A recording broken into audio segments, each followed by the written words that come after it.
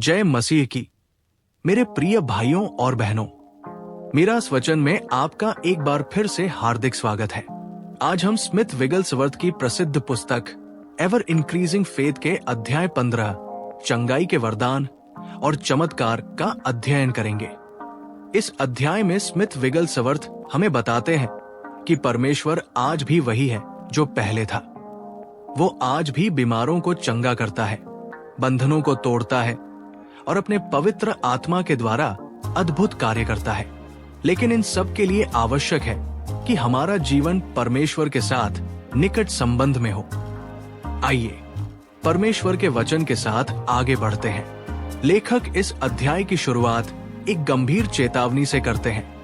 वे कहते हैं कि इन अंतिम दिनों में परमेश्वर ने हमें बहुत कुछ दिया है, इसलिए अब हमसे बहुत अधिक अपेक्षा भी रखी जाती है। प्रभु यीशु ने कहा, तुम पृथ्वी के नमक हो। यदि नमक का स्वाद जाता रहे तो वो फिर किसी काम का नहीं रहता। इसका अर्थ है कि यदि हमारा आत्मिक जीवन ठंडा पड़ जाए, यदि हम परमेश्वर की उपस्थिति से दूर हो जाए, तो हम संसार में अपना प्रभाव खो देते हैं। स्मिथ विगलस्वर्थ कहते हैं कि हमें कभी भी आत्मिक रूप से रुकना नहीं चाहिए। हमें अपने बीते हुए अनुभवों पर घमंड नहीं करना चाहिए, बल्कि हर दिन प्रभु के साथ आगे बढ़ना चाहिए। जो विश्वासी परमेश्वर के प्रकाश में चलता रहता है, वही उसकी सामर्थ को निरंतर अनुभव करता है। इसके बाद लेखक अपने जीवन की एक व्यक्तिगत गवाही सुनाते हैं। वे बताते हैं कि कई वर्षों तक वे अलग अलग कलीसियाओं में रहे। हर बार उन्हें लगता था कि वे सही स्थान पर हैं, लेकिन फिर परमेश्वर उनके हृदय में कहता, आगे बढ़ो, मेरे पास तुम्हारे लिए और भी है। उन्होंने परमेश्वर की आवाज सुनी और आज्ञा मानी। उन्होंने केवल परंपराओं को नहीं पकड़ा, बल्कि परमेश्वर जहां ले गया वहां जाने के लिए तैयार रहे। इसी कारण उनके जीवन में लगातार आत्मिक उन्नति होती रही। वे कहते हैं कि परमेश्वर हमेशा उन लोगों को आगे ले जाता है जो उसकी खोज में भूखे रहते हैं। जो व्यक्ति ये सोच लेता है कि उसने सब कुछ पा लिया है, उसकी आत्मिक वृद्धि रुक जाती है। लेकिन जो नम्र होकर कहता है, हे प्रभु, मुझे और अधिक दीजिए, उसी पर परमेश्वर अपनी कृपा उंडेलता है। प्रिय भाइयों और बहनों, स्मिथ विगलस्वर्थ आगे कहते हैं कि हमें आत्मिक वरदानों की लालसा करनी चाहिए, विशेष रूप से चंगाई के वरदान और चमत्कारों के कार्य की। लेकिन इन वरदानों को पाने का उद्देश्य कभी भी अपनी प्रसिद्धि नहीं होना चाहिए। हर वरदान केवल एक उद्देश्य के लिए है, प्रभु यीशु मसीह की महिमा। यदि कोई व्यक्ति अपनी महिमा चाहता है, तो वो परमेश्वर की सामर्थ में अधिक समय तक उपयोगी नहीं रह सकता। लेकिन यदि कोई केवल प्रभु की महिमा चाहता है, तो परमेश्वर उसे अपनी इच्छा के अनुसार उपयोग करता है। लेखक कहते हैं कि आज बहुत से लोग बीमारों के लिए प्रार्थना तो करते हैं, लेकिन उनके भीतर करुणा नहीं होती। वे केवल एक धार्मिक कार्य पूरा करते हैं। लेकिन जब प्रभु यीशु किसी बीमार के पास गए, तो पहले उनका हृदय दया से भर गया। इसीलिए स्मिथ विगलस्वर्थ कहते हैं, यदि आपके भीतर प्रेम नहीं है, तो चंगाई की सेवकाई अधूरी है। जब हमारा हृदय किसी दुखी व्यक्ति के लिए सचमुच तड़पता है, तब पवित्र आत्मा हमारे द्वारा कार्य करने लगता है। वे एक और महत्वपूर्ण बात बताते हैं। कई लोग किसी सम्मेलन या सभा में इसलिए जाते हैं कि लोग उन्हें देखें, उनकी प्रशंसा करें या उन्हें मंच मिले। लेकिन परमेश्वर ऐसे लोगों का उपयोग नहीं करता। परमेश्वर उन लोगों को खोजता है जो छिपकर उसकी सेवा करना चाहते हैं, जो केवल प्रभु को प्रसन्न करना चाहते हैं, जो ये नहीं सोचते कि लोग क्या कहेंगे, बल्कि ये सोचते हैं कि प्रभु मुझसे क्या चाहता है। ऐसा नम्र और समर्पित हृदय ही पवित्र आत्मा का पात्र बनता है। इसके बाद लेखक बताते हैं कि जब वे किसी बीमार व्यक्ति के लिए प्रार्थना करने जाते थे, तो वे केवल बीमारी नहीं देखते थे, वे पहले परमेश्वर की उपस्थिति को खोजते थे। वे कहते हैं, मैं सबसे अधिक प्रसन्न तब होता हूं जब मैं किसी बीमार व्यक्ति के कमरे में प्रवेश करता हूं, क्योंकि मुझे विश्वास होता है कि प्रभु वहां पहले से उपस्थित है। ये कितना अद्भुत विश्वास है। वे जानते थे कि चंगाई उनकी शक्ति से नहीं, बल्कि प्रभु यीशु की सामर्थ से होगी। स्मिथ विगलस्वर्थ कहते हैं कि जब आप किसी बीमार के लिए प्रार्थना करें तो केवल उसके शरीर को न देखें, उसके दर्द को महसूस करें, उसकी पीड़ा को समझें, उसके लिए वैसे ही करुणा रखें जैसे प्रभु यीशु रखते थे। जब हमारा हृदय प्रेम और दया से भर जाता है तब पवित्र आत्मा हमारे द्वारा कार्य करता है। इसके बाद वे एक अद्भुत घटना सुनाते हैं।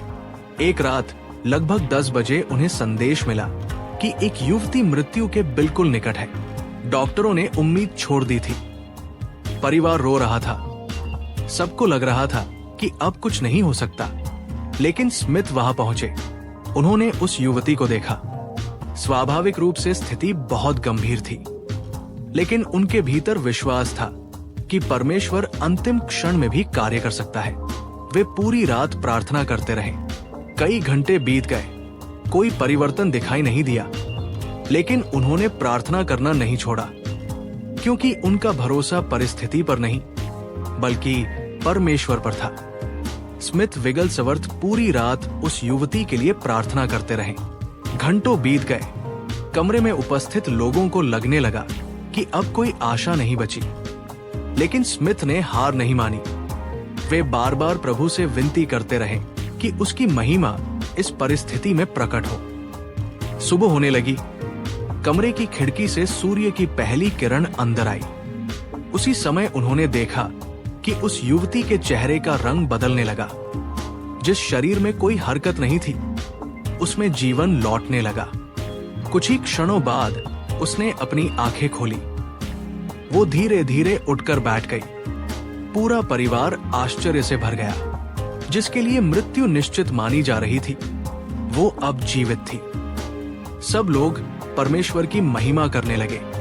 स्मिथ विगलस्वर्थ कहते हैं कि ये किसी मनुष्य की शक्ति नहीं थी, ये केवल प्रभु यीशु मसीह की सामर्थ थी। इस घटना के बाद लेखक एक महत्वपूर्ण शिक्षा देते हैं।